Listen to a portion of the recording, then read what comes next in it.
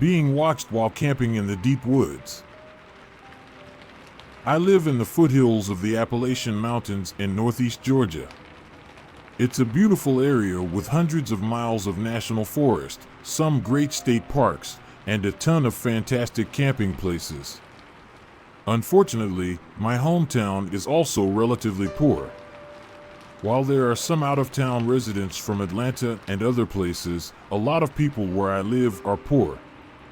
I do freelance work as a technical writer, so I can do most of my work online. If I didn't have that going for me, I'd have to move somewhere else. It's just one of those small towns that will rob you of your ability to accomplish anything in life if you stay there too long, without anything else going for you, at least. Excluding a handful of doctors and lawyers and Georgia Power Company employees, the only employment in the area is at Walmart, fast food, and a couple of grocery stores. To the east of my town, there's a massive national forest. It's loaded with great camping sites and lots of relatively unused hiking trails. I enjoy hiking on them with my dog, but it can be a bit of an unnerving experience sometimes. It's about a 10-mile drive from town, and there's no cell phone service or homes for miles. In the past, there have been a lot of vehicle break-ins at the trailheads. The gravel parking lots at some of them glitter with bits of broken glass from what I'm guessing were car windows. Sometimes, shifty people are hanging around these trailheads or just driving around on the Forest Service roads. These are real roads, and you'll see these beat-up $500 cars just barreling along roads meant for a 4x4. Some of the people you see in the cars look like the guy who got crushed by an ATM in Breaking Bad. All that being said, it's still a great place to camp. However, you just have to be careful. A few years ago, two of my friends and I decided to go play paintball in the National Forest. Probably not legal, I know. We decided to turn the paintball expedition into a camping trip so we could play the next morning too. After a pretty uneventful day of shooting paintballs at each other, we drove a couple of miles to one of the more popular camping spots. Unfortunately, a church group or something had taken up all the spots in the area. This was a camping spot that we were familiar with, and it was getting pretty late. We decided to keep on looking, so we drive for about an hour further and further into the woods. By this time, it's getting a bit dark, and we're getting a bit worried about finding a spot. We all had GPS on our smartphones, but none of us had any service. We turn off onto an unfamiliar road that isn't in very good shape. It looks like the Forest Service Rangers used a backhoe to block off the road with a mound of dirt. A broken metal barrier lay in the woods nearby. That said, it looked like 4x4 vehicles had been going over the mound, so it was pretty worn down. Our F-150 had pretty high clearance, so we decided to go over the mound. There was an old gravel road on the other side, and the road was pretty much clear of debris. We drove a few miles down this road and came across an opening next to a small creek. Some blue tarps were hanging over a plywood table nailed to a tree, which seemed kind of odd. That said, it was pretty much dark at this point, and we didn't want to keep driving around all night looking for a camping spot. We left the truck light running, and we set up the tent. As we were setting up the tent, I started to notice that there was a lot of trash in the woods surrounding the site. I see a green bottle on the ground. I take a look at the label and see that it's a bottle of home and garden insecticide. I was really tired at the time, and I just thought that someone had been dumping their home garbage out there. I thought it was weird that someone would be dumping garbage in an area that is more than an hour from the nearest home. We set up camp, had some beers, and made chili from scratch. By this time, it was probably around 11 p.m. As we're eating, we notice a faint glow from the other side of a nearby hill. At first, we thought it was moonlight filtering its way through the trees. However, the angles didn't make sense. It didn't seem to be a bright light, and it wasn't moving. It was kind of like that glow you see over a bright city. We couldn't see the light source itself, though. Since there were no other access roads in the area, we decided it wasn't other campers. The hill was about a quarter mile from our campsite, so we decided to go investigate. Under normal circumstances, I know I wouldn't have done so. However, we all had a few rum and cokes in our stomachs, and two of us, Jacob and I, decided to take a look. My other friend, Isaac, decides to stay behind to pop some popcorn over the fire. We start walking towards the light source, and the situation gets even stranger. All the trees in the area have their bark knocked off in a circle around their trunks. We thought it could have been the work of a beaver that lived in the creek, but it seemed strange that a beaver would go around all these trees and just knock the bark off in a circle.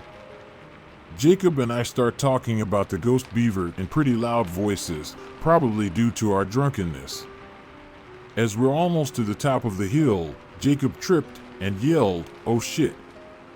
A few seconds after he yelled, the light, whatever it was, went out. We look at each other and decide that maybe we don't need to see what that light was after all. We walk back in silence and keep looking back every few seconds. We decide to turn off our flashlight and just use the moonlight to get back to the campsite. When we get a couple of 100 feet from the campsite, I can see my other friend Isaac walking around the campsite. He was wearing a hooded coat that I hadn't seen him wearing before. For some reason, he's carrying his paintball gun around in his hand. That seemed a little odd, we said to each other. The fire had started to die down, so we couldn't see our campsite very well. At this point, we'd probably been gone for almost an hour. From the distance, it looked like Isaac was looking for something.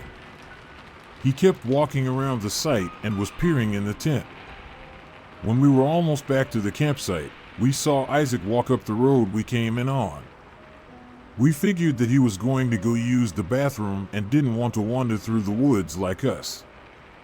When we got back, we sat next to the fire and waited for Isaac to come back. All of a sudden, we see him lurch out of the tent. He stumbles a few feet and vomits. After we left, he had a few more rum and cokes, he mumbled. We ask him why he kept wandering around the campsite with the paintball gun, and he gets a strange look on his face. They're locked up in the cab of the truck. Did you unlock it? We go and check the truck, enter the door code, see all our paintball equipment just as we left it before. The keys to the truck were still hidden in a magnetic fob underneath. I get a sinking feeling in the pit of my stomach. Isaac, what were you doing after we left? I ask. I was watching a movie on my phone, then I fell asleep, I guess. But you were walking around with your paintball gun, right? Did you just change jackets? Isaac said he had been in the tent since we left, and that he had been wearing the same unhooded fleece all night. Someone had been walking around our campsite, and it wasn't Isaac. At this point, all of us are way too drunk to drive, but we decide to go ahead and pack up and go back to my house for the night. We don't bother packing up the tent, we just fold it down with the sleeping bags and everything in it. We jump in the F-150, and I start to drive out. When we get to the dirt hump, we see something gray blocking our path. The metal barrier that had been lying in the woods earlier is now back on its stand, right on top of the hump earlier. By this point, all of us have sobered up to the situation. No one wants to get out of the car to try to move the barrier. I had a metal guard on the front of the F-150, so I drove forward slowly, tapping the metal barrier with the front of my truck. It falls right off, it must have just been balanced on top, and we drive over it slowly. We were terrified that it would pop one of the truck's tires as we drove over it, but it didn't. As we drive down the road, we see a vehicle following us with its lights off. It's probably 1,000 feet behind us, but we keep catching glimpses of it as the moon reflects light off it. I start to drive as fast as I can on the Forest Service road, and the other vehicle keeps pace. It doesn't get any closer though, it stays just 1 or 2 turns behind us. We can only see it when the road straightens out. After about 45 minutes of speeding along gravel roads, we make it back to the main paved road. I start to drive everyone back to my house, but I decide to go a different way just to be safe. I didn't get pulled over for a DUI, luckily. Camping can be fun, but very rural camping can be dangerous. I've driven past that metal barrier since that time, but it's always been in place. I would never go down that road again though.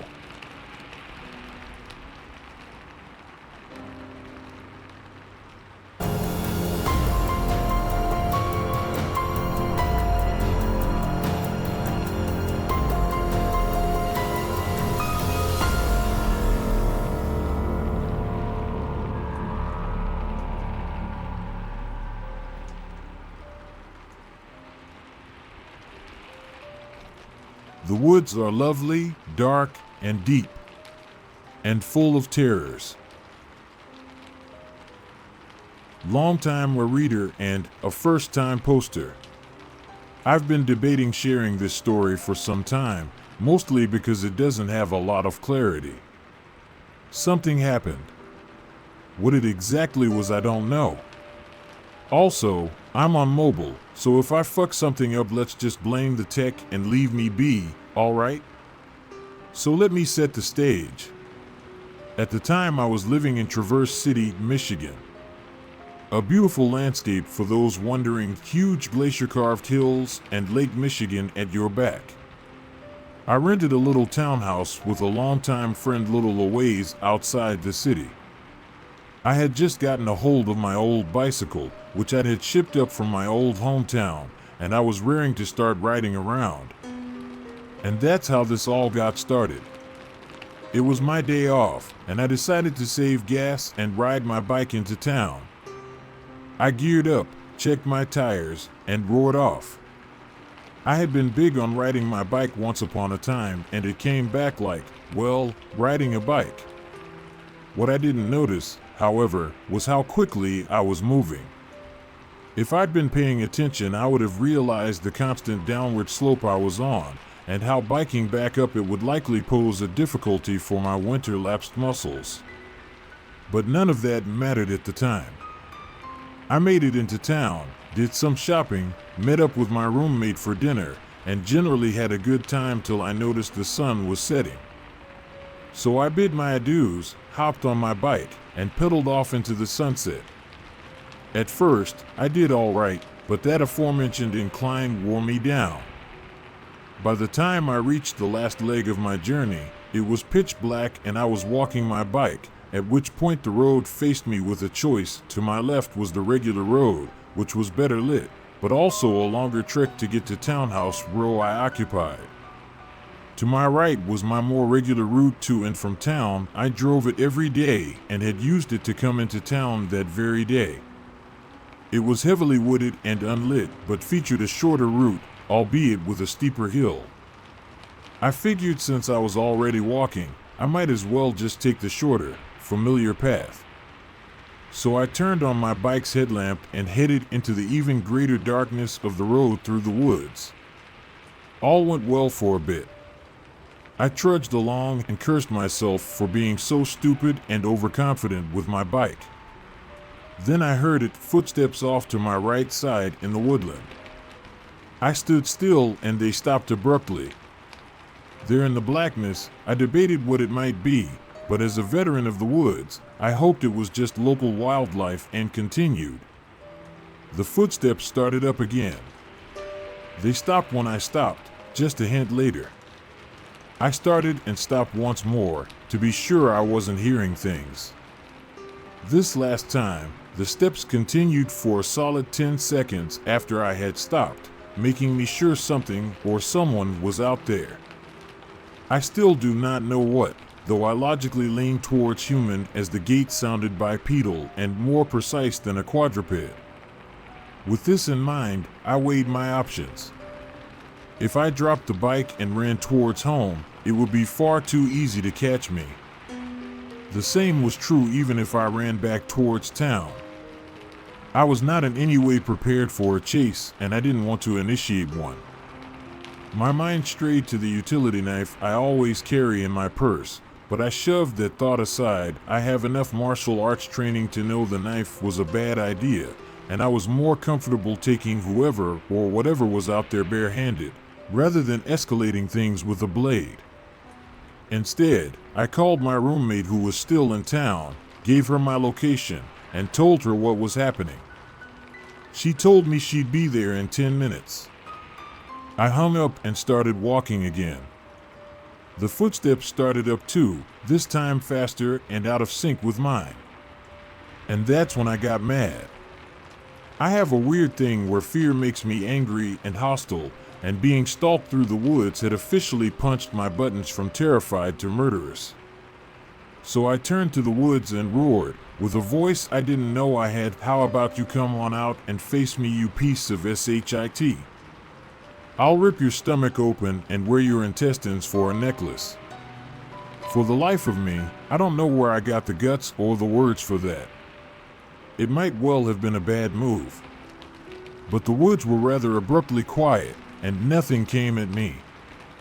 I stayed still, staring hard, ready to beat the shit out of anything that moved. Nothing did. Then my roommate came on the scene, her headlights almost blinding me as she turned the curve to where I was. I tossed my bike in her car and we hauled ass homeward.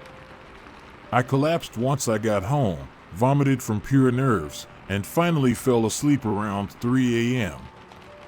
And that's my story. I'm not sure of much, I will grant you.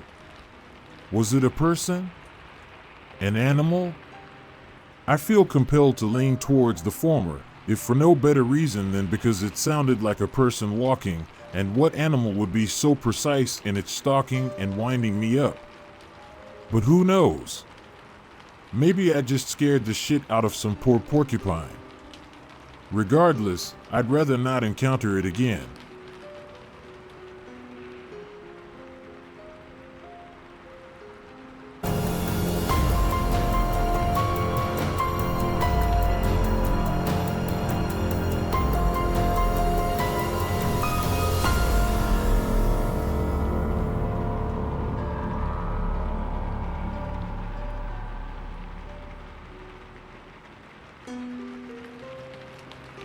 The Man in the Woods.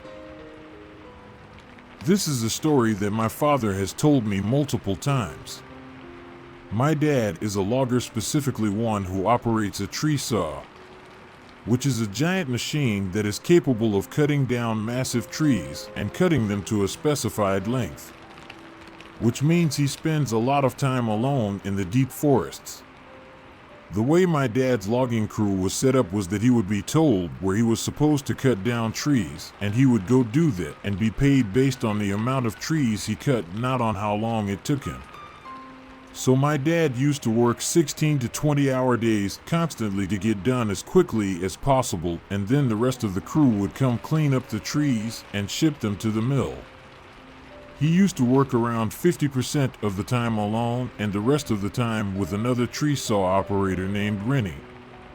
They would use radios to communicate back and forth when they were working together. This is relevant down the line. Sorry for all the backstory, but this is the start of the story. My dad and Rennie were put on a new job site and were about 10 days in and everything was going as planned. But they were constantly hearing weird chitter-chatter over the radio that was such poor quality no words could be heard, and whatever radio channel they changed to it followed them. As they progressed through the job and went farther up the mountain, the words from the radio slowly became more audible. Both of them agreed based on the small parts of conversations they could hear that something was wrong. They also started finding weird containers all over the place and signs that people had been there. People should not have been here. This was a 2.5-hour drive up a mountain. They had to spend 3 weeks clearing out the road so their trucks and equipment could make it up. They realize that they are in a very secluded area with people who shouldn't be there, and the worst part is that they aren't scheduled to leave for about another week. They would only leave to refuel the fuel truck with gasoline for the machines. They would buy supplies and sleep in campers.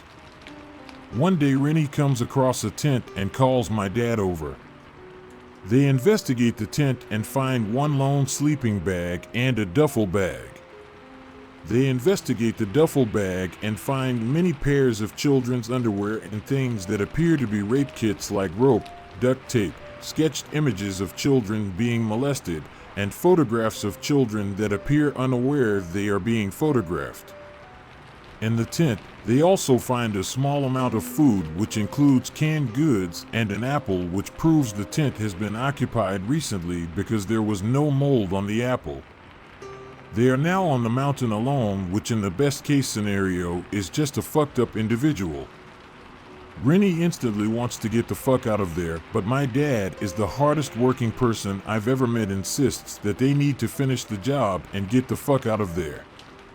They decide that they will not talk over the radio except in cases of emergency and see if they can hear something over the radio. They are now in close enough range of whoever has been talking over the radio to hear the conversations between two men about collecting water and wood for the fire. Nothing abnormal except for the fact that these guys don't fucking belong here and that the tent was undoubtedly theirs. At the end of the workday, my dad hears them on the radio talking about one of them collecting brush for a fire. My dad hops on the radio and attempts to communicate with them about what the fuck they are doing. I believe he said, "Who are you and what are you doing here?" After this, the conversation between the men abruptly stops and they never pick up. That night, Rennie wakes my dad up and whispers for him to get his gun from someone outside. My dad has told me that the first thing he hears when he wakes up is the quiet shuffling of footsteps. My dad fumbles for his gun and finds it, but realizes that he fucking doesn't have it loaded and has little clue where his rounds are, and Rennie has nothing, and the thought of calling the police is absurd for multiple reasons. They hear a jiggle on the doorknob and it opens. The camper is far enough off the ground to where you had to jump in, and there is no ladder/footstool.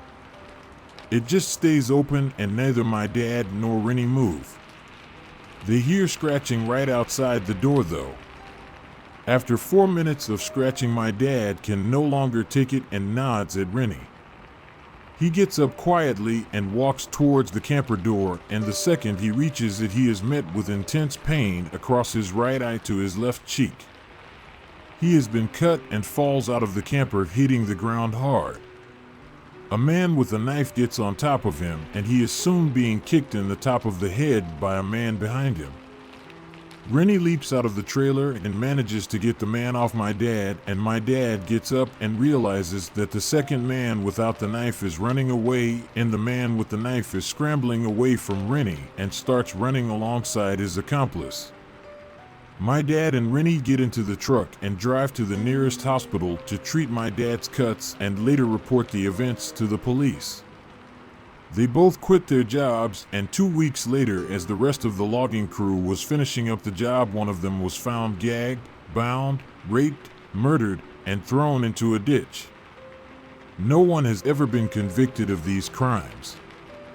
To this day, my dad can hardly see out of his right eye, and the pupil is disfigured and looks more like a cat's eye than a human's. He suffers PTSD from these events and hasn't slept a good night of sleep since.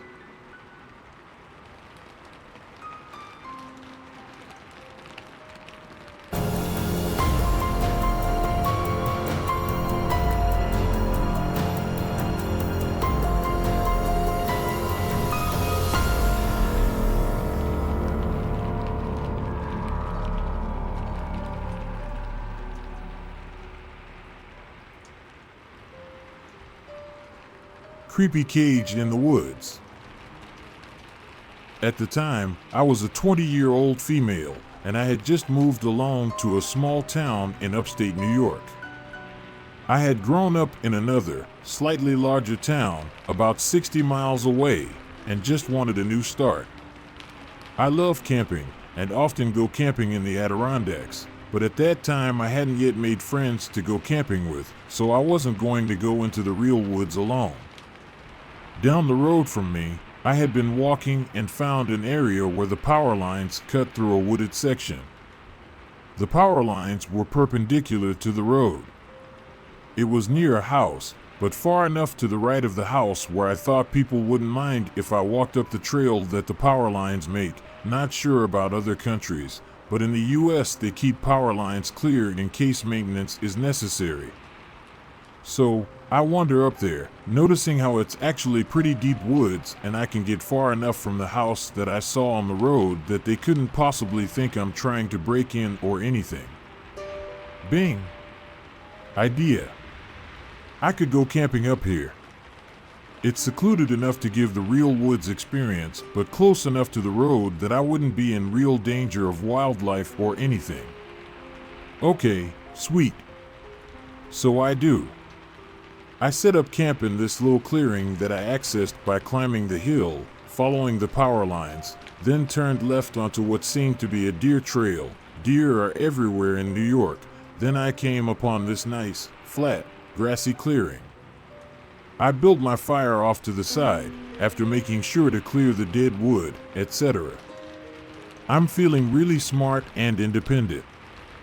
It was creepy to sleep in the woods alone, as I had always had at least one camping companion, but whatever. The next day, I decided to wander further down the path to see where it led.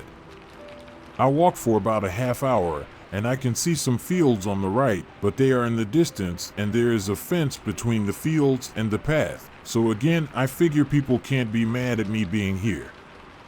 Then I come across another path, heading to the right. I follow it. A couple of feet in, it curves slightly and there is an old van on the left of the path. Well, that's strange, but it's about 1 p.m., near noon anyway, in broad daylight. Birds are chirping, so I feel no danger. I go up to the van, which had been there a very long time. It was 70s style, made me think of Scooby-Doo van, and way overgrown with weeds. There are streaks of brownish red going down the side, from the bottom of the doors. I looked in and saw what appeared to be old bedding in the back, but it was all shredded. The curtains in the windows were shredded, and the clothing strewn about looked like it was from the 70s or early 80s. I still felt no danger signs. Snickering at the terrible fashions back in the day, I continue along the path for a short time until I finish rounding the slight bend. I stop dead in my tracks finally, my reptile sense, or whatever you want to call it, wakes the hell up and starts screaming at me, full volume. Up ahead, there is a creepy-ass doll hanging from the trees. By its neck. With a rope, not just stuck in the trees. Just to the left of that, there is an old garage overgrown with weeds. To the right of it, though, there is this huge cage-like structure, easily big enough to hold a full-sized man. It seems to be made up of pipes and other long metal objects, just kind of welded together. Some were up and down, some were across, and the squares they made weren't big enough to fit my head through, not that I tried. It had 4 sides and a ceiling. It had other creepy-ass dolls hanging from it. It also had reddish-brown stains running down the sides, just like the van. Further, behind it, there is a rundown house. Creeped out as all hell, I just turned tail and ran. I am not a runner. I am a chunky girl. I had smoked for 6 years at that point, and I do not run. But I ran that day. I don't even remember the run. I just remember coming upon my campsite, grabbing my tent in one swoop as I ran past. Luckily, I had put my things into the tent and ripping it out of the ground as I continued running. I left my cooler, my food, behind. Never went back for it either. I dropped the tent stake somewhere along the way, and I had to repair rips in my tent. I tore down the hill. I'm still surprised I didn't break my neck. jumped in my car, and sped home. I locked all my doors, then paced my house going, what the fuck? What the fuck? What the fuck? For hours. It's been 11 years since that incident, and even typing it now makes my hands shake. I now live almost 1,400 miles away, but I still just made sure my doors were locked. They are. The crazy thing is, it wasn't in deep woods. Maybe in the 70s it was though, who knows? As it stands now, though, people are living within a short walk of this place. And no, I know you are going to ask, no, I didn't call the cops. I can't articulate why. My best analysis, looking back, is that I didn't want that creep to come find me. I should have, yes. You are right. I am hoping that it was just an old crime scene, not some sick fuck who still keeps people in cages in the woods.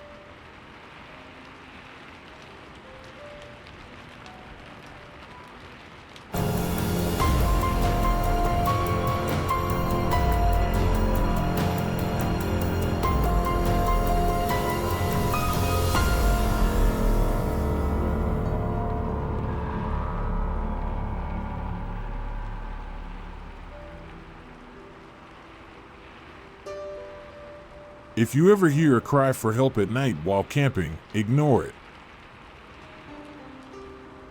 I love to camp, but after my most recent trip, I don't think it will ever be the same. I set up my tent on nice, flat ground and collected some wood for a fire. The night came with all its nightly sounds, and I relaxed at the hooting owls and chirping crickets. Even better was the fact that no one else was around. Help! It was subtle. I almost missed it. The voice came from deep within the woods, and for a moment I didn't believe what I was hearing. It sounded female, but oddly enough, I just couldn't tell. Please help, it continued. I shined my flashlight between the bushes and walked around.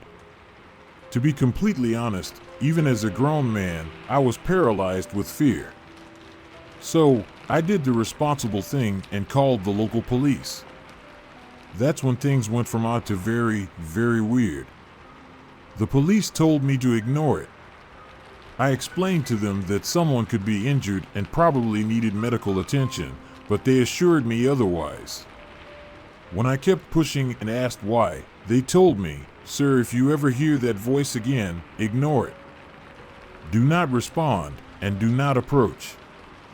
Well, I did hear it again, but I didn't ignore it. It was almost midnight when I heard the voice a second time. I awoke to someone whispering help, and it sounded like she was just outside my tent. I went out to check and no one was there, but the voice continued from a distance, "Help. Please." Again, I grabbed my flashlight and looked around the area where I was camping.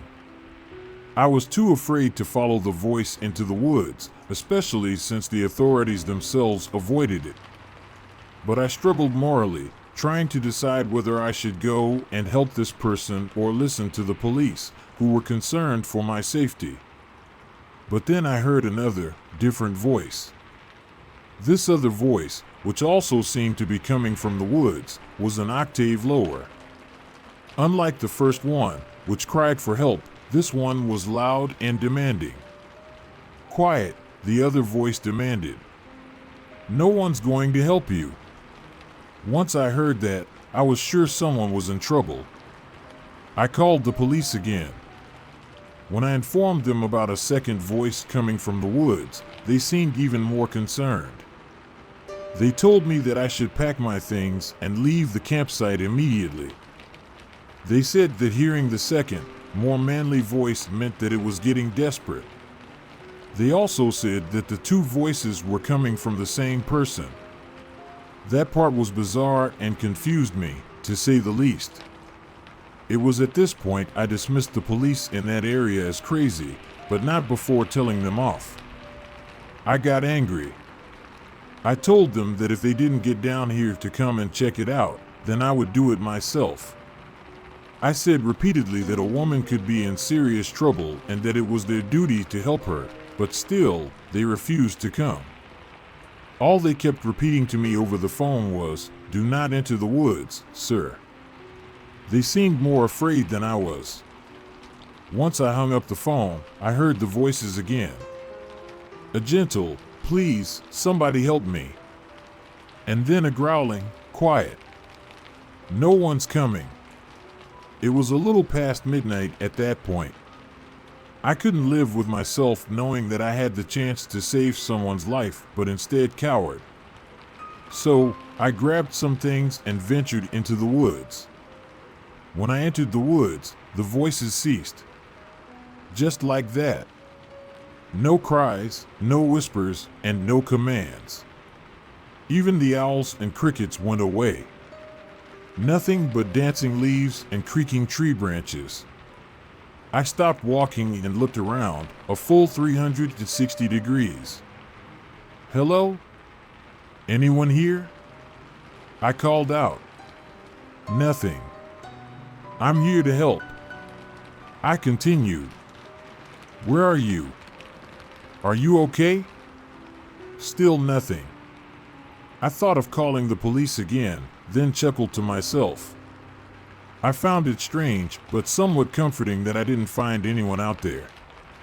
Nonetheless, I was still creeped out, so I packed my things and finally left the campsite. I didn't know why the police, of all people, were so afraid. Worst case, someone was in actual danger and we've all failed them. Best case, morons who think saying "help me" in the middle of nowhere is a great idea for a prank. To be honest, when I heard the voice the very first time, I did think it was a joke.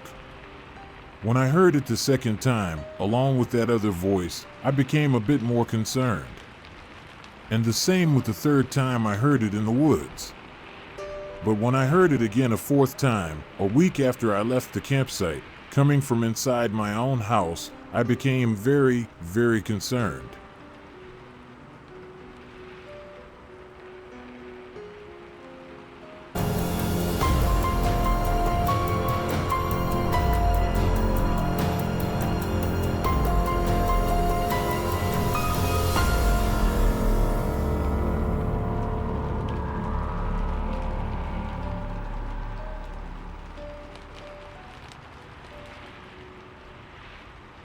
How to survive camping. The man with the skull cup kissed me. I run a private campground. I have a set of rules to ensure everyone stays safe. Failing to follow them can get you or the people around you killed or worse. I do what I can to mitigate the fallout. I'm rarely successful. Last time I posted, I told you about the sheriff and how I sort of saved him. With camping season coming in fast, I've decided that I need to resolve this situation because it's become apparent that the man with no shadow is no longer playing games. If you're new here, you should start at the beginning. Obviously, I read the comments. Obviously, I know some of you are, in the vernacular of the internet, shipping myself and the man with the skull cup.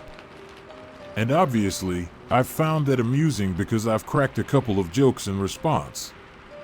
So while I'm sure some of you are inwardly celebrating at the title of this particular update, I am afraid I must crush your hopes and tell you that it's not what you think. This starts with the assholes that want to destroy my campground. The mailman remains my ally. He brought me another flyer. This one advertised a rally.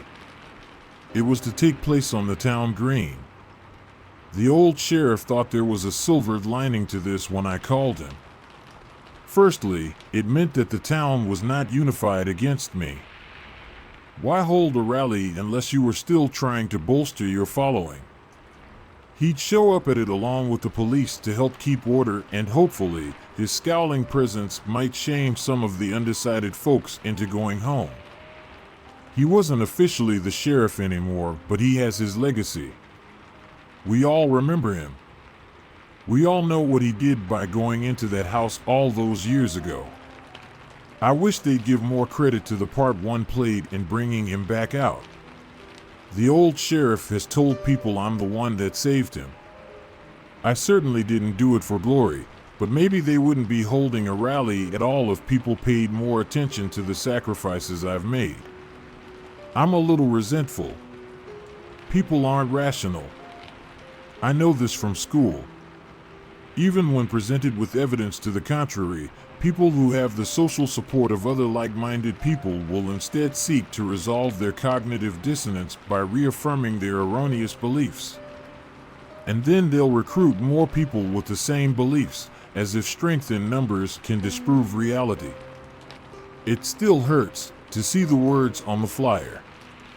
The old sheriff, at least, saw an opportunity here. My arm is still not fully healed, but I have mobility back, if not strength. He suggested that I go to the courthouse records while the entire town was distracted by the rally. The police would all be at the green. Most of the town population would be there as well. I could slip in without anyone asking questions about what I was looking for. It wasn't that we were looking for anything bad. It's just that we don't know who to trust. We don't know who the man with no shadow has under their control. We want to stay ahead of him, and that means doing some things in secrecy, such as locating some old court documents about a custody case that didn't quite make it to trial. The old sheriff thinks we might be able to find out who the buyer's father is. I think this means that the old sheriff is running out of ideas again, but he knows more about detective work than I do, and if he thinks this is important, then I'm not going to argue. So around the time the rally was scheduled to start, I got in my car and drove into town. The streets were empty, but I took the side road to the courthouse. It wasn't far from the town green, so I intended to go in through the back. Our courthouse is connected to the town hall building, and across the street is the library. There's a handful of stores, some places to eat, a general store, and a hardware store. And that's it. That's downtown. I let myself in through the back entrance and took an immediate left down the stairs leading to the basement. They creaked on every step, and the building seemed to sigh with the aging wood, like the entire structure was vibrating with my presence. I knew this was a quirk of the old building, but after the experience with the vanishing house, I was unnerved by the sound. The basement was dark, but I did not dare turn on the lights. I wanted to get in, get the file, and get out unseen. So I descended into the darkness, and it swallowed me up. I told myself it wasn't the same. It wasn't the vanishing house.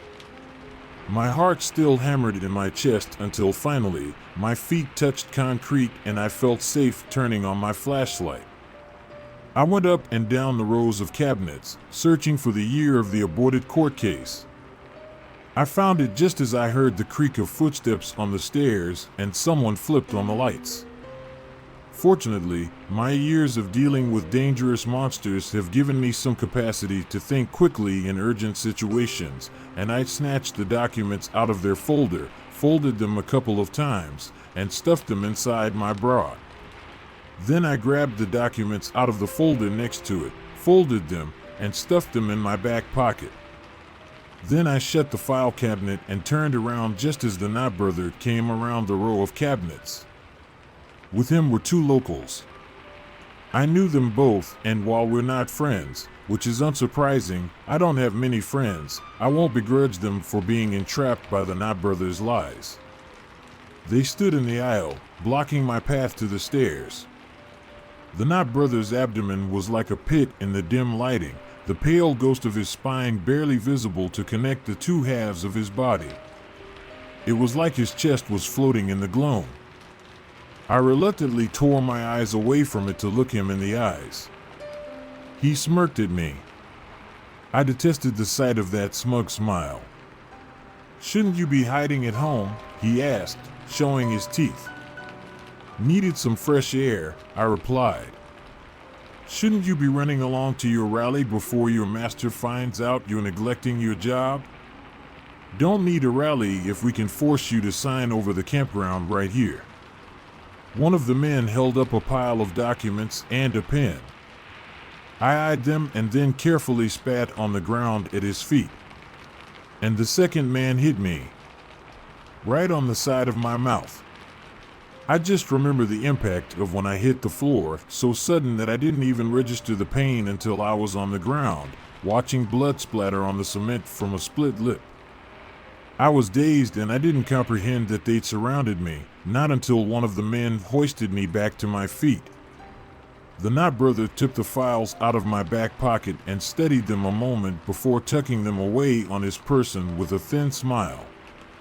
My heart pounded in my chest with what little elation I could afford, given the circumstances. They'd taken the decoy, at least. Not that it would save me. With my arms pinned like that, I couldn't exactly fight back when the other man hit me again. And again. Does it count if I sign that under duress? I finally said, spitting again, but this time to clear a thick clot of blood from my mouth. It does, the Knott brother hissed. Maybe not in your courts, but the intention matters for us, and we don't care if the intention is that you wish for the pain to stop. He considered for a moment. The man holding the paper remained perfectly still. I wondered if it was the man with no shadow's influence, or if the Knott brother had his hold over people if given enough time to solidify it. I think I'll start breaking your bones, the Knott brother said thoughtfully. We'll see how many I can get through before you sign. I'll leave your right hand alone, of course. You need to be able to hold the pen. I shifted slightly as he stepped closer. Slid my feet further apart, widening my stance. And then I twisted, hooking the man that held me by his ankle, and I threw. People don't realize how strong I am. They forget I do a lot more than just management. They forget that I do manual labor as well, that I don't sit at home all day letting my staff do all the hard work. I dig holes. I carry things. I clear brush and trees. I build. I kill monsters. And the man behind me was surprised by my sudden show of defiance, and he tumbled forwards and into the gaping abdomen of the Knott brother. He went in head first, and the Knott brother's face registered first with shock, and then with outrage, and then hunger. He shuddered, throwing his head back, and his throat bulged as a ripple ran through his entire body. Then he doubled over, clamping his chest down on the man, who was trapped halfway inside the Knott brother's body. His legs kicked in the air futility, and the Knott brother wrapped his arms around the man's waist, greedily shoving him further inside his empty abdomen. The skin of his back began to distend, stretching outwards as his victim frantically tried to claw his way free. I heard muffled screams. And the other man dropped the paper and the pen, his eyes clearing, and he stumbled away from the Knott brother in horror. I didn't waste any time. I grabbed his arm as I ran past the Knott brother and dragged him along with me towards the stairs. He didn't need much encouragement. He was right behind me when I risked only one backward glance to ensure he was following. Past him, I could see the Knott brother still doubled over, the man almost entirely engulfed now. Only his ankles protruded, and the Knott brother's abdomen was distended, like a tick, and his struggles were growing slower. I looked ahead at the stairway and kept going. I could at least save one of them. He followed me to the car. I yelled at him to get in, and he did, almost falling into the passenger seat. I demanded to know how they knew I was in the basement. In a daze, he replied that people were watching the roads into town. I needed to get out of here. No shit, I muttered, turning the key in the ignition and peeling out of the parking spot. I'm not sure how absolute the Knott brothers' influence is. It's not the only means of control that they're using, however. I was driving back towards the campground, figuring it would be safe there when the man in the passenger seat reached over and grabbed the steering wheel. I only had a few seconds in which to process what was happening, and I used those to slam on the brakes. "Killing you would work too," he hissed. "Your brother may be more tractable." And he jerked the wheel to the side. I fought it, but he had his whole body weight to put in it, and the car spun sideways. It went off the road, and I remember what I felt, but nothing else, for it was like my vision shut off as my brain blocked out all else, and then it was like I was floating. Then nothing else. Like the lights had been turned off. They switched back on when the paramedics were pulling the door to the car open. I didn't understand how they'd gotten here so fast, not until much later when I was sitting in a bed at the ER and the concussion symptoms showed up. Then I understood that there was a gap in my memories because I'd been knocked unconscious. The car had rolled and there'd been stuff in my back seat, so some debris probably struck me in the head. They scanned my brain and didn't find any bleeding. A concussion, the doctor said, and put me on brain rest.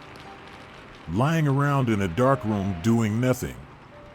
They assumed the bruises and cuts on my face were from the crash. I didn't correct them. My passenger died, they told me. He wasn't wearing his seatbelt and was ejected from the vehicle. Such a polite way of saying it. Ejected. Like I haven't seen worse. I called the old sheriff and asked him to pick me up. I didn't want to stay at the hospital any longer than I had to. "You got lucky," the doctor told me as he was finishing up my discharge paperwork. "That accident could have killed you." I have to admit we'd always figured it'd be one of those things on your campground that'd do you in. The hospital is not part of our town, but they see enough of the victims of our land that they know who I am. I did not appreciate his dry humor about the situation. I snatched the script for painkillers out of his hand and let the sheriff escort me to his car. We stopped by the pharmacy to fill my meds on the way home. I took the first dose straight away. Neither of us talked much. I told him that the man with no shadow had been recruiting people from town. The Knot brother might be helping with that, he suggested. Coercing them onto my land. There were plenty of ways onto it through the woods, as not all of it was fenced. We both agreed that the Knot brother needed to be eliminated. Quickly. But not until you're off brain rest, the old sheriff said as he pulled the car into my driveway. Concussions are serious. I didn't answer. I was staring at the man with the skull cup who stood on the walkway leading up to my front porch. The old sheriff stayed with the car and let me approach on my own to see what he wanted. I have not described the man with the skull cup initially because I did not want to give you an impression of his appearance that might mislead you should you ever visit. He is different for everyone, after all, and even his gender may change. However, I think that you all have been reading long enough to recognize his mannerisms and the cup he carries. I feel comfortable tainting your minds with my version of how he looks. He appears to be in his mid-30s, lean but not gaunt, wearing jeans and a hoodie with the hood drawn over his bald head. He wears plain metal rings on most of his fingers. His ears are pierced repeatedly with rings of that same dull metal, as are his eyebrows, nose, and lip. He has a stud on his tongue. "I am concussed and on pain meds," I said wearily as he approached. "Please make this quick. Why are you here?" "You refilled the cup," he said slowly. "Yeah, and? Did I do it right?" For a brief moment, he looked exasperated and then his expression went cool and unreadable again. "I knew you were injured," he said. "I came to see how bad it is." He reached out and grabbed my chin, turning my head to the side to inspect the bruises darkening one side of my face. I whined in the back of my throat so that he knew he was hurting me, that his thumb was pressing into the bruises. Poor thing, he murmured. Here. Drink. Maybe it was the drugs or maybe it was the concussion, but I broke one of my rules. I refused. I resisted. His grip on my chin tightened, and when I opened my mouth with a cry of pain, he forced the cup up to my lips and poured the contents down my throat. I choked on it, swallowed on reflex, and only then did he release me. I coughed up everything I didn't swallow. What the hell? I demanded weakly, wiping my lips with the back of my hand. I can't take my pain meds now. Yes. The medication. His eyes narrowed, and he looked at me with naked calculation for a moment, and then he grabbed my throat. I cried out, instinctively, as fresh pain blossomed as his fingers tightened in my bruised flesh. Then he kissed me. Due to the nature of my upbringing, I am not really into other people. I made a reluctant attempt at boyfriends in college, briefly dated a girl, and once made out with a stranger in a nightclub in a vain attempt to understand what I was missing out on. His lips on mine were awkward. I was repulsed by his tongue, and his gum falling out of his mouth and sticking to my blouse finalized my opinion that the answer to my question was not much. This experience was more terrifying than awkward, and instead of mint, I tasted the metal of his tongue piercing. Then he released me, and I collapsed at his feet as my stomach convulsed and I vomited repeatedly onto the grass of my front yard.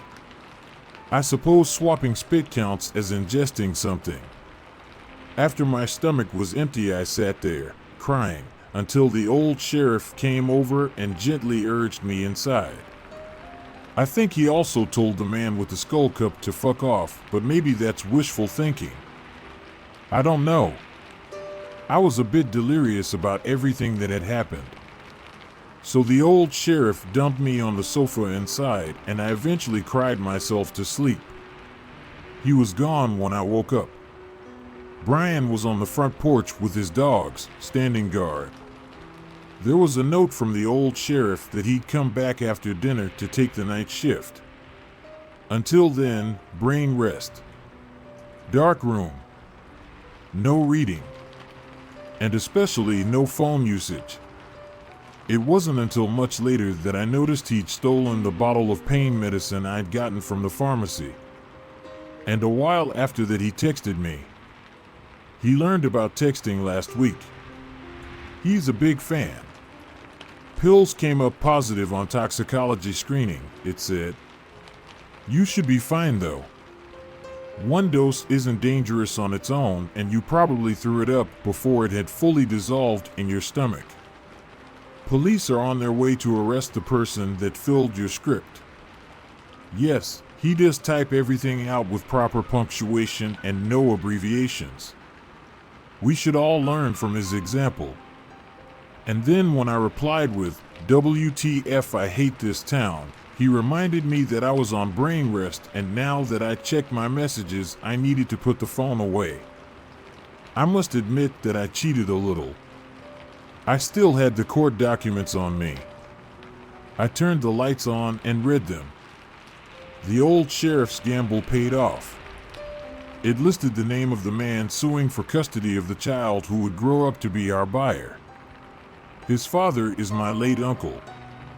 I guess there was an affair going on, and I suspect that's the reason the custody case was dropped before it got started. But now I know why the man with no shadow was interested in this woman and her son. He's family. The buyer is my cousin. The man with no shadow isn't trying to destroy my campground. He's trying to take it away from me. Specifically, me. And put it in the hands of someone naive and ill-prepared to deal with what he would inherit. I'll be damned if I let that happen. I'm the campground manager. It's been a shit couple of weeks, lying around in a dark room all day. The sheriff's disappearance hasn't gone unnoticed, and they're whispering that I'm behind it, technically true, and that I'll do the same to anyone else who opposes me unless I'm stopped. I'm sure the Knott brother is the one fueling those rumors. The old sheriff is doing what he can to help, but even he is finding that the town's mood is quickly turning against him. He fears that more and more people are falling into the hands of the man with no shadow, especially since he currently has a pawn that is not bound to my land. The Knot brother needs to die. I have a plan. It might be a little early to go off brain rest, but I'm running out of time. My camp needs to open soon. I can be up for a couple of hours, at the very least. Enough time to kill him and in the process, remind the town that maybe they've made a deal with the devil, but the devil is the only thing capable of saving them from the monsters. Hopefully, they'll stop trying to murder me after that.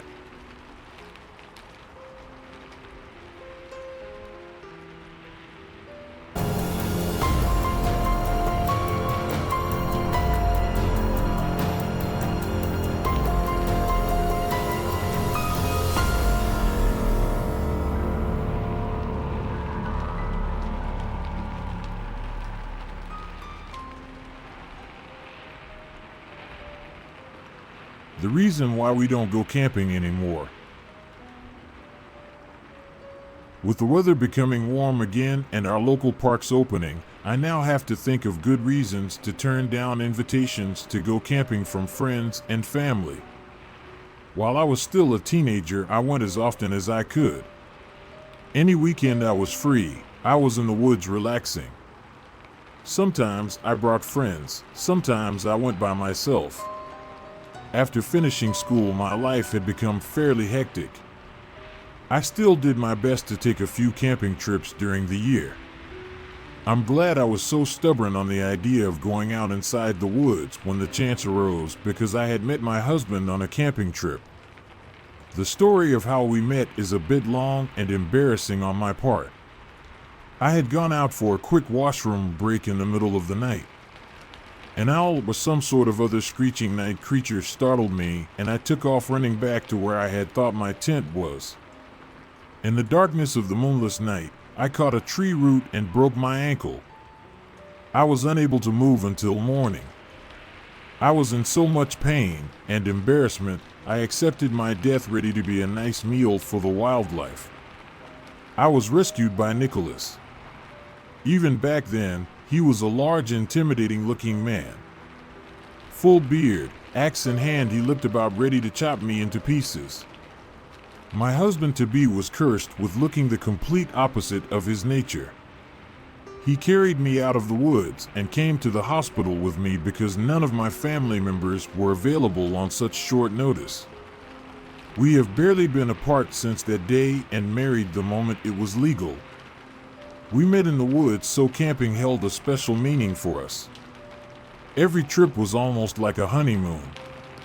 Although we thought we looked like a loving couple on our trips, most people we met didn't clue into that fact. They all assumed we were just two good friends drinking beer and finishing. It was a game of ours to play it cool and see how long it would take people to start questioning things. Near the end of the summer, we reserved one spot in a popular local area.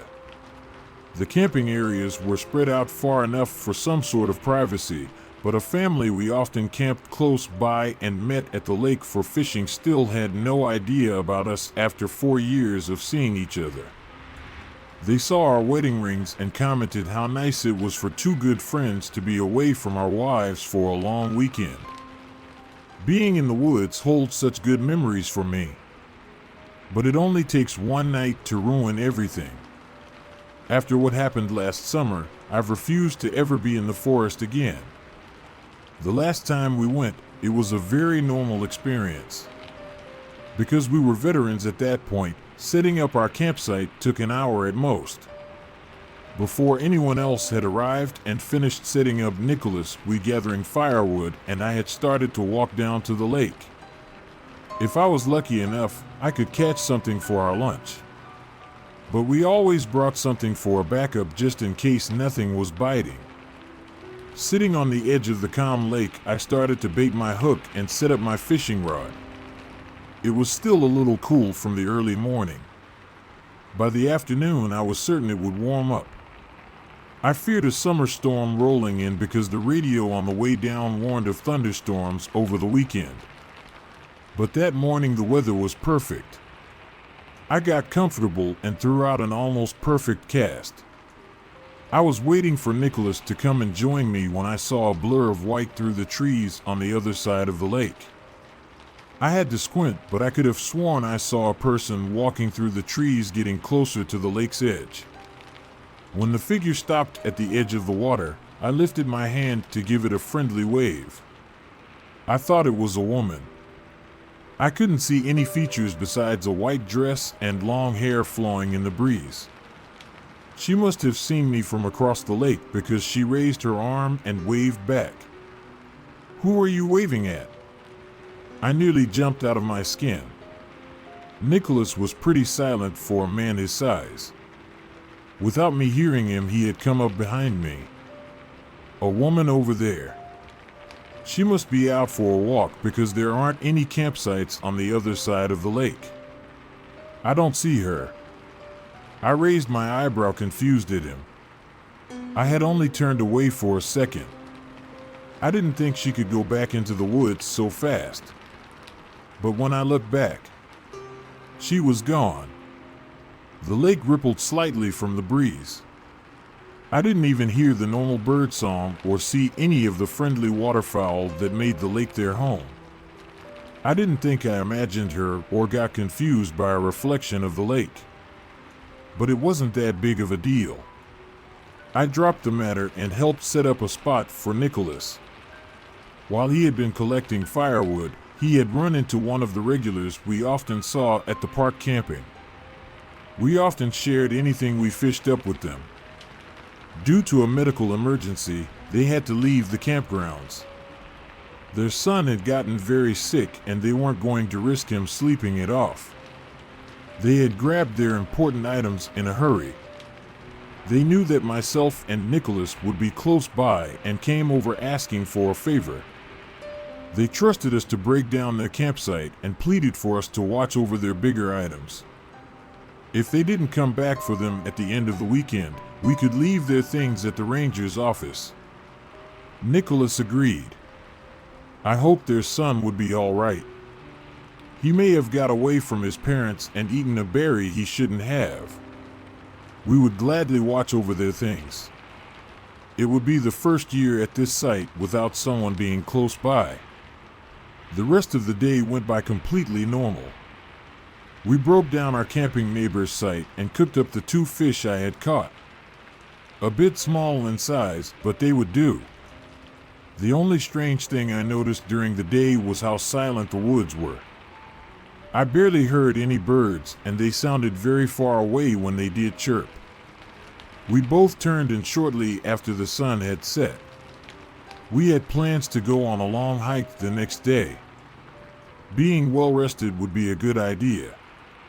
I was getting older and wondering how much longer I could sleep on the hard ground.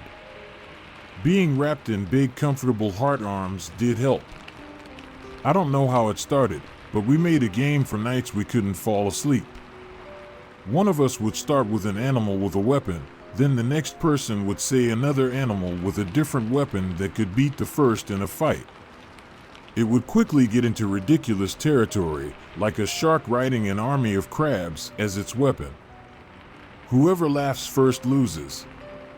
We spent many nights snuggled close and giggling like teen girls on a sleepover. A falcon with a fencing sword. Nicholas started. I raise you a parrot with double daggers. Those wavy ones. Shoot, that's a good one. An ostrich. No weapon. It's just really mean. I felt a giggle start bubbling up and I forced it down. I paused to think of something, not ready to back out of our game. But a noise outside our tent made me stop. I sat up slightly, trying to hear better. I could have sworn I heard a scream. I had been out in the woods often enough to know what the wildlife sounded like. This was for certain a human scream. It sounded off in the distance. The trees muted sound, so I wondered just how close the person was. I heard it again. A long wailing screech that made my stomach drop. "Did you dash?" I started to speak, but Nicholas grabbed me and forced me back down. He held me tightly, and it was somewhat out of character for him. The suddenness and his mood shift frightened me more than the faint screaming outside. "Nick Dash," I said, but was quickly shushed by him. I looked up at him in the darkness, trying to make out his expression. I could feel his hands shaking slightly against me, and I couldn't remember ever seeing him scared. He was the big, tough, brave husband. The one who answered phone calls and ushered spiders out of the house. He was scary and strong and could chop firewood in one swing, and yet he was holding onto my small frame as if I was some sort of protective ward against whatever was outside. My heart was beating so fast I nearly didn't hear what had scared him so badly. I heard a crunching of footsteps outside. Someone was wandering around our campsite. I suddenly knew why Nicholas shushed me. The only weapon we had was the axe for firewood. The axe that I was pretty sure had been left outside our tent. We also had bear mace, but it was pretty old. And if the wind blew the wrong way, the bear mace would just be a setback. I held my husband as I tried to listen for more footsteps, praying I was just hearing things. Our food had been put up. We knew how to keep animals away. The soft crunching of dirt didn't sound like a large creature walking around. But I heard breathing.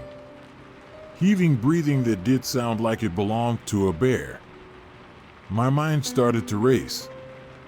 I wondered if some crazy person who lived in the woods year-round came across our campsite and just wanted to steal food.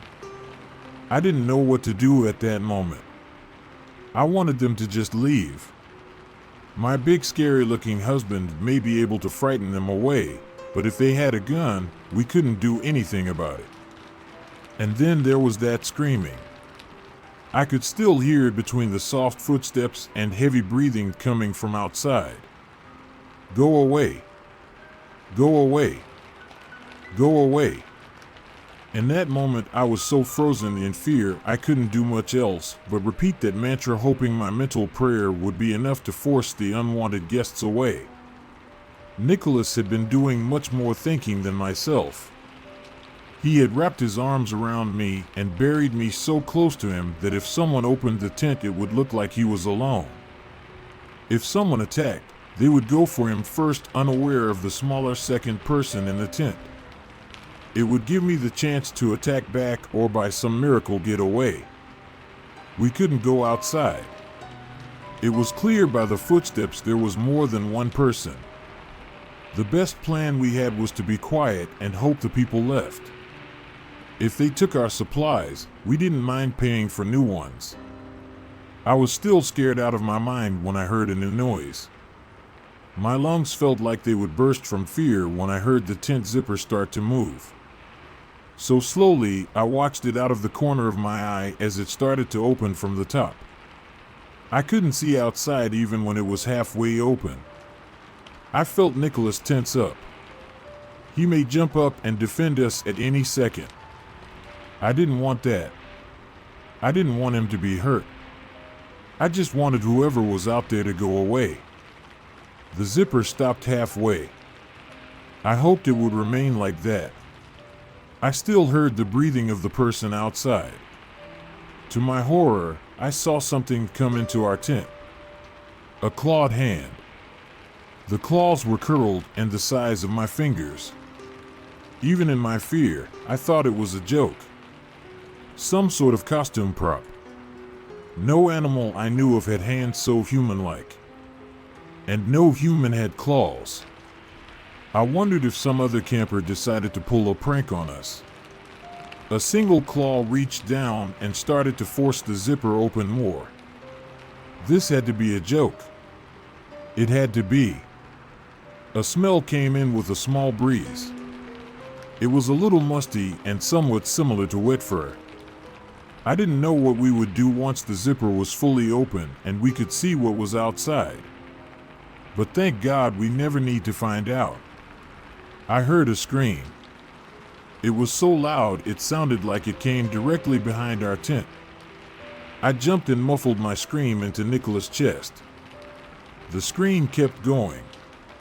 A long wail of true and utter fear. Whoever was outside either was startled by the scream or decided to follow it.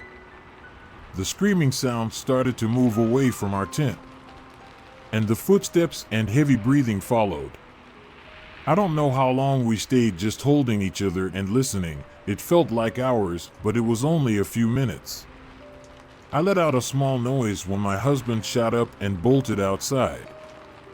He came back a few seconds later holding our firewood axe.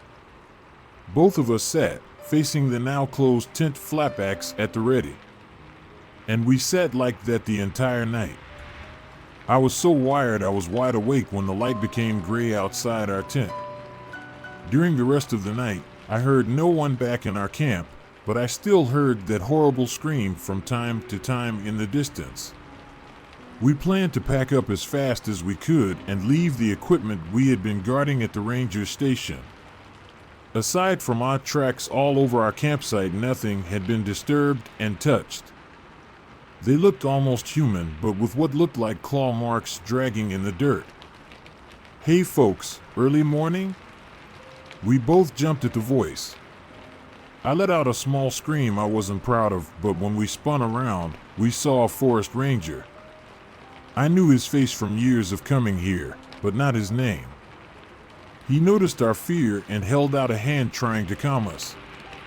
"Are you two all right? Did you see a bear or something?" he asked. "Or something," Nicholas confirmed. The next few minutes were us telling the ranger what had happened last night. I was still shaking, so Nicholas took over speaking. But what confused me was he didn't mention the screaming that scared off our unwanted quests. That sounds strange, all right. Maybe some kids playing a prank, the ranger said with a shrug. There was screaming. I stuttered and both men looked at me. I heard screaming all night. Well, you always had better hearing than me. Maybe someone was off in the woods trying to scare us, Nicholas said slowly with a nod. It worked, I grumbled. All right. We'll look into this. Prank or not, this isn't acceptable. Aside from that, I came down here to tell you folks there is a storm blowing in soon. It's up to you if you want to stay, but I would advise against it. It's going to be a bad one, and the last time we had a storm this bad, people got blown away with their tents. If you want to pack up, we'll refund you for the last 2 days you paid for. We were going to leave either way. The storm just gave us a good excuse. The ranger was kind enough to help us carry the extra gear after we told him it belonged to the campers who left the other day. He would walk with us back to the ranger station. We didn't want a refund for the last 2 days we wouldn't be camping for. It would be a donation to help the park pay for whatever was needed. Our campsite was empty, and all 3 of us were ready to go. And it was a good thing we left when we did. If we stayed, we would have died or gotten very hurt. We had only been a few feet away from the site when a massive crack and horrible sound came behind us.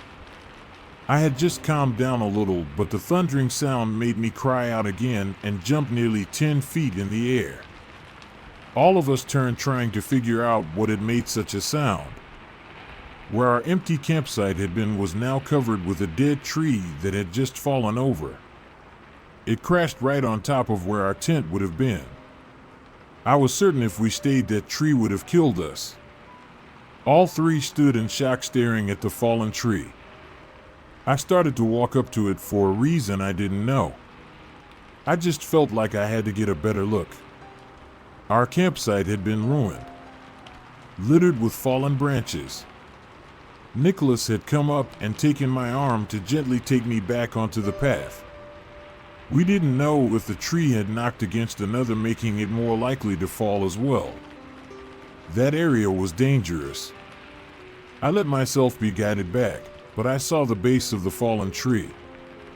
From the freshly upturned roots, I thought I saw something tangled in the brown roots. Something white and straight sticking out of the ground. Something that looked like a human femur. We got to the ranger station and made a more official report of our night. The sky had already darkened, the storm coming in faster than expected. Other rangers had gone off to warn people, and the parking lot was slowly emptying of the cars of campers who wisely decided to leave. I called the ranger's office a week after asking about if they ever found out who had tried scaring us away. The ranger who picked up the phone was the one we dealt with, so he was glad to talk with me. They hadn't found out anything. The park emptying made it hard, and the storm washed away anything useful. He also wanted to tell me something. He didn't know if he was legally allowed to yet, but he didn't want me to find out later and get freaked out. The tree that had fallen over did have human remains tangled into the roots. They found one intact femur and some broken bones looking like ribs. When they started looking, they found more bones buried and scattered around. They assumed the body had been there for years, and they hadn't found enough to determine who they were or how they died. Also tangled in with the roots was some fabric that looked like it had been a white dress or skirt at one point. For those past few years, we had camped right next to a human body without ever knowing. If that tree hadn't fallen over, I doubted they would ever been found. I didn't tell Nicholas what I had found out. I think he doesn't want to upset me by talking about the trip.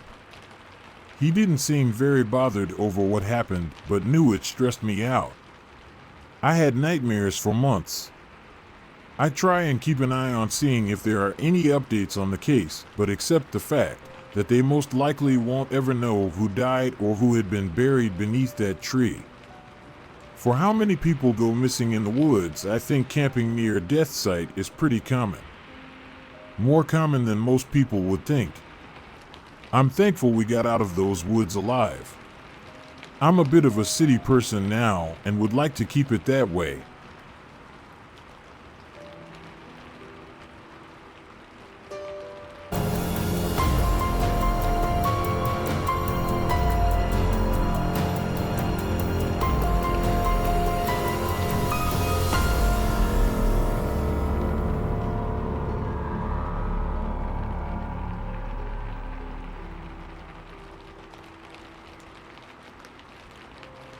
We went hiking in Witch Valley. It's not like there's anything that can be done about it now. She's gone. I'm not. I've got a van reserved for next week, and I'm going to load up and head out of here. I've got a job in another city. Maybe between the move and whatever this is supposed to be, I can leave it all behind me. I had a girlfriend. I don't want to use her real name, so I'll call her Susan. We moved in together, and for a couple of years, it was great. We went on adventures together. That's what she'd call it. She'd just get this idea in her head, and off we went, like seeds from a dandelion, drifting wherever her wind took us. Sometimes it was trips, like when we went to Mammoth Cave. Another time we got our belly buttons pierced together. And sometimes it was something simple, like trying a coffee shop on the other side of town. I think that's why I have to move. There are memories of her everywhere. I see her smile hiding around every corner. She liked to do things outdoors. Nothing too crazy. We did some camping trips, but it wasn't more than driving up and unloading our tent. She loved day hikes though. 4 miles. 10. She'd always find interesting places for us to go to. And it was on one of these trips that everything just went wrong. It was someplace we'd hiked before. One of the parks is just outside the city. It had several trails of varying difficulty, and we'd hiked all of them at some point or another. That day we were taking the long loop, the one that ran way out past the river. It had a couple of inclines that were pretty steep, but nothing crazy. It was just a nice day and our apartment felt too small. That's what she said when she suggested we go. She felt like she was suffocating. So I got my hiking boots and off we went. I wonder if there were signs of some kind. A sort of indicator that something was wrong. But I've walked that trail so many times and it all blurs together in my head and I can't remember if anything was out of the ordinary. There was nothing that stood out until we saw the sign. Witch Valley Loop, it read. 2.5 miles. We'd never seen the Witch Valley Loop before. But this was a pretty big park with lots of land that didn't have trails running through it yet. They could have opened up a new trail. Susan was excited because this meant there was a new adventure in front of us. Someplace we hadn't been before. We were planning on taking a different 2.5-mile loop anyway, so there was no reason to not try the new trail. It was a weird name, I thought. I'd expect to see that sort of thing in New England, but here you were more likely to see names that either referenced the indigenous people or natural landmarks. I figured we'd find out when we reached a sign with interesting facts about the area. The trail dipped steeply, taking us down into a valley as promised. I began to grow uneasy immediately. Everything about the trail felt like I was straying into some foreign place and I was no longer so confident of where I was. I felt like we were losing ourselves in the forest with every step. It was the trees. The trees changed. The maple and oak trees that dominated the park dwindled as we descended, replaced by an old pine forest. The underbrush vanished. The forest floor was an open carpet of pine needles. There were few birds and fewer animals, and the wind did not descend this far into the valley. I felt like we were intruding as the silence encased us. I wanted to turn back. But Susan was excited. It was someplace new, after all, and that same unease that drove me to leave was what drove her forward. The path flattened out and forked. We'd arrived at the start of the loop. As expected, there was a sign marker, but it wasn't like the others placed throughout the park. It was made entirely of wood with carved letters. No printouts with graphics and maps, no plastic covering. We leaned over it, reading the handful of words engraved on its surface. Only the children may go. All else must stay. Susan and I stared at it for a moment and then looked up at each other. Her face was bright and animated. I'd been with her long enough to know what was going through her head. This was no longer a mere hike. This was a mystery. Maybe they're getting ready for a Halloween event, I suggested. We probably shouldn't be down here if that's the case. The trail wasn't blocked off. Maybe they forgot. It wasn't hard to see that I was trying to find a reason to turn back. Susan made a pouty face at me and seized my wrist. It was only a 2.5-mile loop, she urged, and the trail down into the valley was surely 0.5 miles already. We wouldn't be down here that long. We'd walk fast. Be back at the sign in no time, and then we could leave and ask the park rangers what the new trail was all about. I gave in. I loved her. I loved her enthusiasm. It overwhelmed my reservations, as it always did. We didn't make it back to the sign. I'm not sure at what point we realized we weren't getting out of there. There was that uncertainty at first when we confirmed we were still on the trail and tried to remember if we'd seen any branches. The sudden stab of fear when we got out our phones and found that we had no service and could not check a map. And then the helplessness as we walked that trail over and over, trying to find the sign, a fork, something. We arranged piles of pine needles in the middle of the path, hoping to find them again and know we'd completed a loop. We never saw them again. And there were no landmarks, just the endless pine trees to either side of the dirt path. I think I started to be afraid when sunset came and we were still in Witch Valley. Susan couldn't explain what was happening. Nor could I. We got angry, we fought a little, and then we both cried a bit. This wasn't either person's fault, we agreed. We'd gotten into this together, and so we'd get out of it together. In the meantime, we had to figure out how to last out here with very little water, no food, and no shelter. We didn't expect anyone to come looking for us until Monday. The park rangers might find our car left in the parking lot and realize someone was missing, but we decided not to count on that.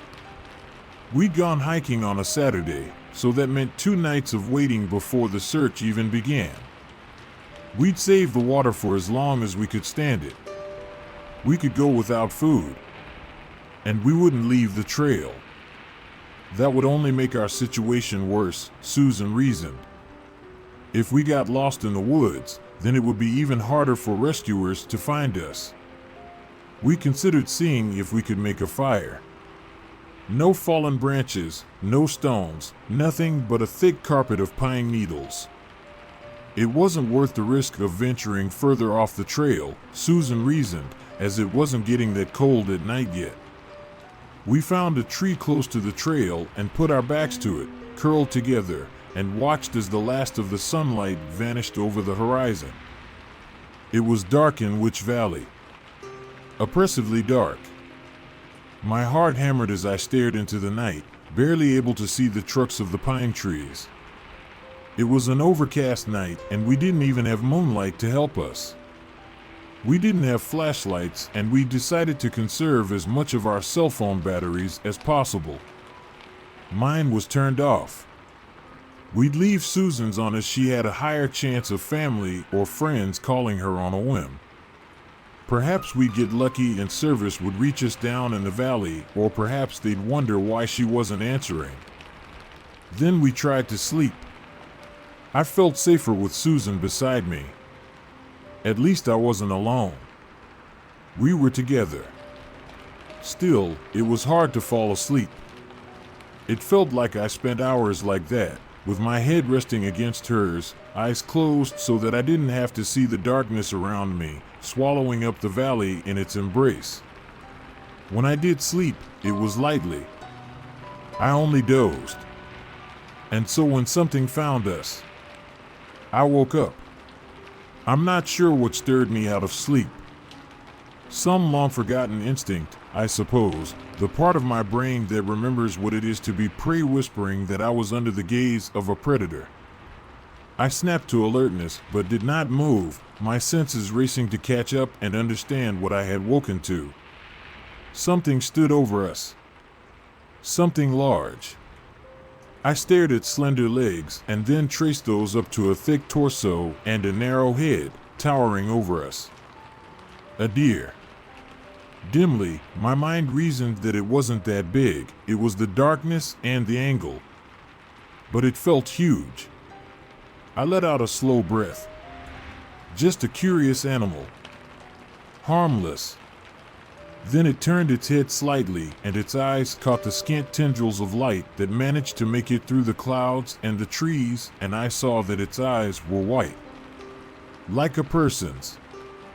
I saw the darkness of the pupil and the iris. It had human eyes. I felt Susan's hand find mine. She gave my fingers a slight squeeze.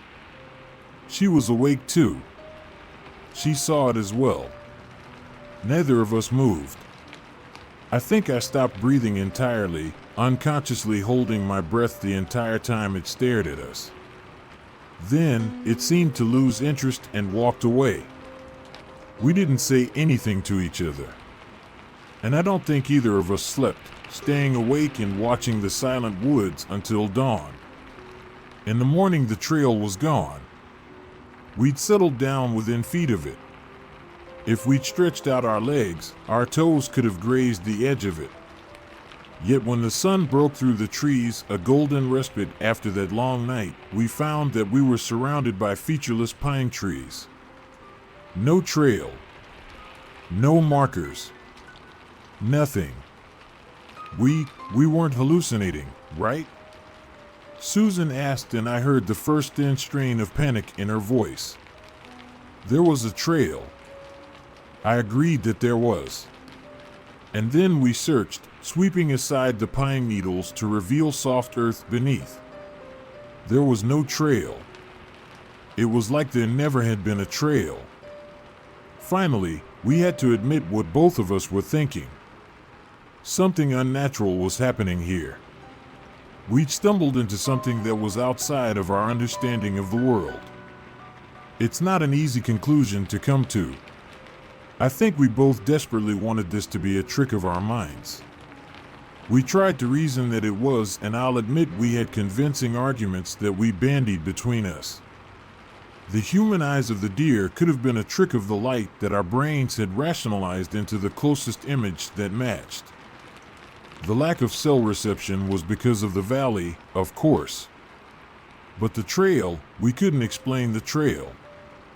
It was so obviously a trail, swept clear of pine needles and the earth packed hard under so many feet.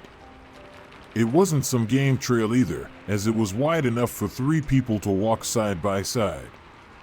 And now it was gone. So then our next question became, did we expect rescue anymore? Because if we did, then the sensible thing was to stay in one place. But if we didn't think the rescuers would find the valley at all, then we were on our own. We tried to figure out how long we had. Our water bottle was half full, so water wouldn't become a problem for a few more days if we rationed carefully, we figured. Food was already an issue, as my stomach twisted uncomfortably, but we knew we had time before we reached starvation conditions. We'd stay where we were for another 2 nights. Let Monday come and go. And if there was no sign of a search, for while the park is big, it isn't that big, and we'd surely hear helicopters, then we'd start searching for our exit. We only needed out of the valley, after all. There was cell phone reception across the entire park. We could call for help when we were out. We spent the day preparing for the night. We tore some smaller branches off the pine trees and built a shelter. Nothing disturbed us. The forest was eerily empty.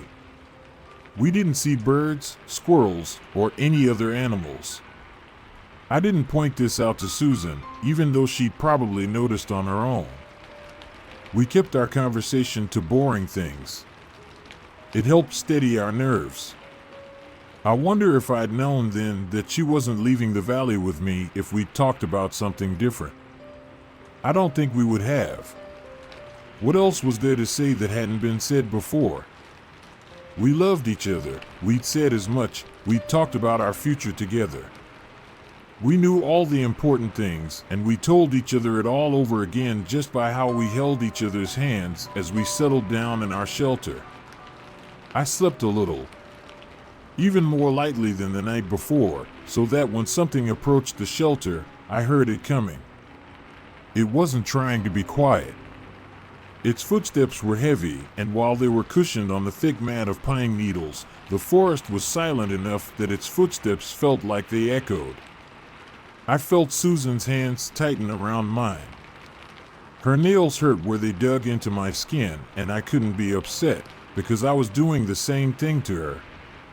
The creature stopped at the entrance to our shelter. It wasn't much of a door. Not even big enough for a person. We'd stepped in and then pulled our makeshift roof of branches and needles up over us. There was still a cloud cover, but enough light filtered through that I could see human feet. Bare feet. Pale ankles. For a brief moment, I thought we were saved, but then I thought, why are they barefoot? Come, a female voice whispered. Come. It sounded like she wasn't talking to us. The roof of our shelter was ripped away. The walls quickly collapsed. Susan and I cowered, staring up in horror at a bear. It towered over us. Its fur was matted, hanging down its chest like a dress. Its eyes were white with wide pupils. Human eyes. Frantically, I glanced down at its legs. Human legs. And I realized human hands. Human body. A woman's body. But from the shoulders up, she was a bear. She opened her snout and I saw the sharp white teeth inside. "Come to me," she called one last time, and the animals began to come out of the forest. Deer. Squirrels. Chipmunks. There was something immense near the back of their ranks that I swear was a moose. They walked towards us through the pine trees, and all of their eyes shone white in the scant light. So many unblinking human eyes. "Run!" Susan screamed. Her hand was a vice on my wrist. I scrambled to my feet after her, and we ran, away from the advancing horde of animals, fleeing mindlessly through the valley. The bear woman watched us go. Why would she bother giving pursuit? She knew it was futile.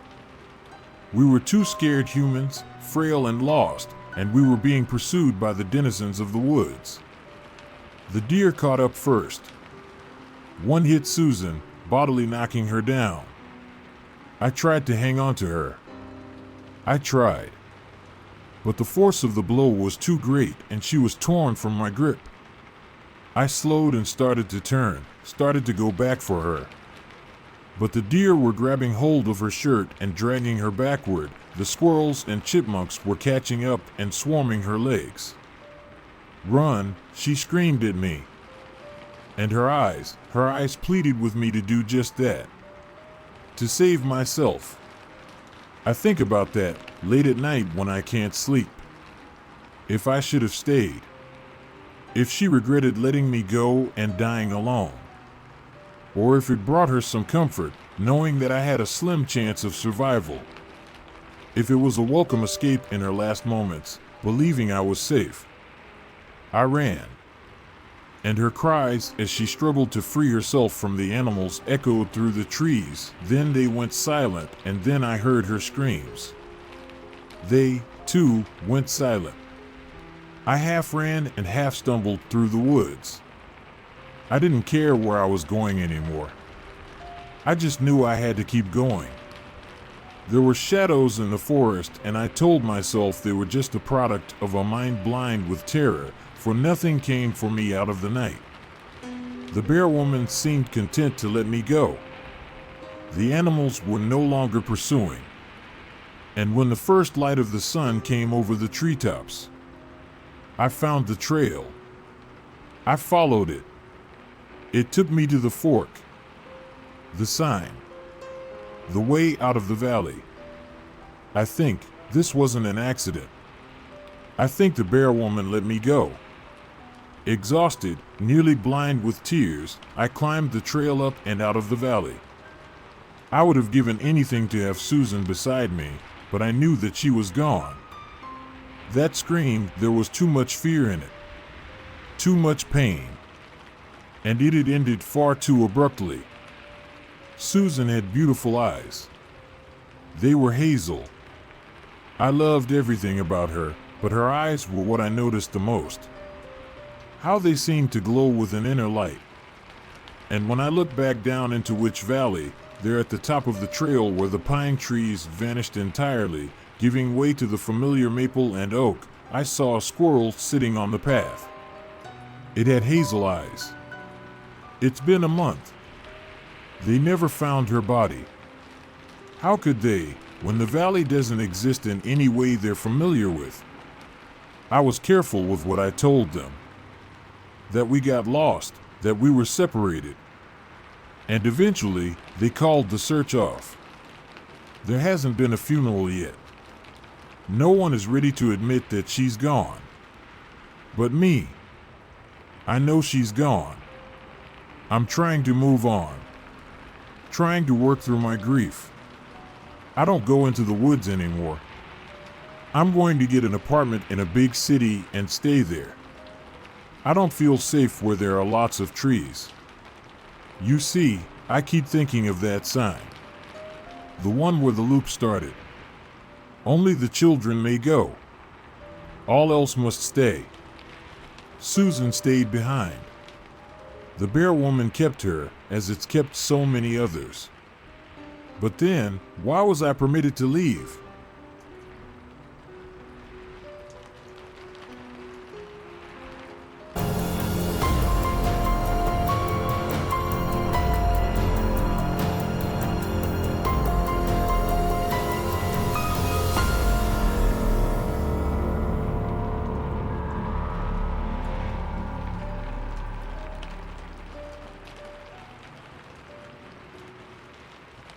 Someone's following me up a hiking trail. Okay, so right now I hiked a long trail in Vermont 3 days ago. It was just a fun idea at first. I had some time off work, so going out in the cold winter wilderness seemed like a great idea, just to get me out of my house and to hopefully persuade me to work out more. About 3 days ago, I drove to the entrance of the trail, parked by truck, and registered my name with the office at the front of the trail. I grabbed my massive backpack and my camera and set off on this long trip, completely unaware of what was going to happen. For the first few hours, I was incredibly excited, just looking up in the leafless trees and the calm forest streams, occasionally stopping to take pictures of wildlife and cool creations that nature seemed to make. There wasn't a soul in sight. And I wasn't surprised. It's December, and the temperature regularly drops below zero. I was the only one out here, because I was the only one willing to carry the extra equipment to hike and camp in the freezing temperatures. I had been hiking for about 3 and a bit hours, and it was around 2 p.m. I planned to ensure that I set up camp before 4:30 p.m., as I didn't want to be looking for a place to sleep in the dark, despite my big size. I am still embarrassingly scared of being alone in the dark. The only downside to camping alone was exactly that. When my watch beeped 4 p.m., I decided it was time to search for a place to set up camp for the night. I was not going to stay in a designated camping zone. I was hoping to be alone for this trip, despite my fear. And even though I was almost certain no one would be at a camping ground, I wasn't taking the risk. So I found a small clearing near Steam, surrounded by tall trees on all sides, and I began to unpack. I pitched my one-man tent and gathered firewood. After I'd gotten a fire started, it was beyond dark, so I decided to sit by the fire for a while, reading and listening to podcasts I had downloaded on my phone for the journey. Nothing happened for around 3 hours, as I just read, with my hands as close to the fire as possible to keep them warm. When it reached 7:30 p.m., I decided I should get into the tent. It was now below freezing, and I needed to stay warm. I crawled into my small tent and got into my warm sleeping bag, took out my bright reading light, and continued reading for another 30 minutes or so. It was great. I was doing what I love to do, on my own, in the middle of the desolated woods of Vermont, and despite what I feared, I was not scared of the dark. And when I could, I enjoyed looking into the treeling, lit up in a warm orange by the campfire. At 9 p.m., it was time to sleep. I was tired and very satisfied with my journey so far, so I turned out my light, chucked some more wood in the fire, and shut my eyes, and that was when it turned to shit. After rolling around in my sleeping bag for about 20 minutes, my fears became more potent. I perceived every sound from the forest as the sound of someone walking around the tree line, watching me, knowing that I couldn't see them. I mainly got rid of this fear by telling myself that it was impossible and that I hadn't seen anyone all day. So why would I see someone in the middle of the night and of the trail that everyone hiked on? But after fighting myself in my head, I heard a series of loud noises, of leaves being crunched, and this was much more real than the sounds I was scared of before. I heard it continuously for about 20 seconds, and I was fucking terrified. What was this sound? Was someone outside? I heard these footsteps get slower, but closer at the same time. I was completely silent, as the now slow footsteps inched closer to my tent. I should probably say that I didn't have any weapons, aside from an axe I carried to help me chop up firewood. As the sounds got closer, and I got closer and closer to running away in fear and dread, I saw the shadow of a human figure hit my tent from the light of the fire, and as the shadow got bigger, a metallic object ran along the side of the tent. I stopped breathing, my heart stopped beating, my body shut down. I was terrified. I took a deep breath and climbed out of my sleeping bag and started hitting the side of my tent with my axe, and I screamed relentlessly, no stopping, just constant screaming, "Get the fuck away from me, get away. Run, I have an axe, please, go, just go, what's the point, just fucking leave." The figure got smaller, and over the sounds of my bloody screams, I could hear the sound of fast-paced footsteps running away from the tent and into the forest, out of sight.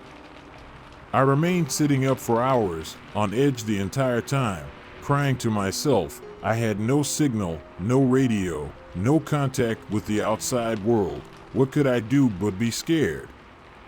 I was awake in my tent until the first peak of daylight, where I packed up all of my stuff and ran for about 20 minutes until I became exhausted. I hadn't eaten, slept, or tried to calm down for hours. I couldn't go on for longer, but every second I stood still, I felt like I was being watched, from the distance, behind a tree, below a bush, in a stream. It didn't matter, I was not going to stop. I spent hours walking as fast as I could, but after walking for more than 6 hours, I could see the entrance to the trail. I sprinted with every ounce of energy I had to the office at the front. I cried to the staff member about being followed and attacked in the woods. I broke down completely. I fell to the floor in tears. The staff called the Rangers, who came, took a report from me, comforted me, and said they'd send Rangers down to where I was camping. A Ranger drove me home. I said I'd pick up my car tomorrow, that I just needed to go home for now, and that before I could go back to my car, I needed to get the fear out of my mind that someone at that trail could be waiting for me. When I was dropped home, I thanked the Ranger, tried to give him $20, but he said he wasn't allowed to take it. I entered my apartment and sat down on my couch, and just sighed. What was I supposed to do at this point? I tried to carry on with the rest of my day as usual, as hard as that was, and that night, I had a horrible time sleeping. I had a horrific dream that the person who found me in the woods broke into my apartment and held me down on my bed as he tried to scare me as much as possible.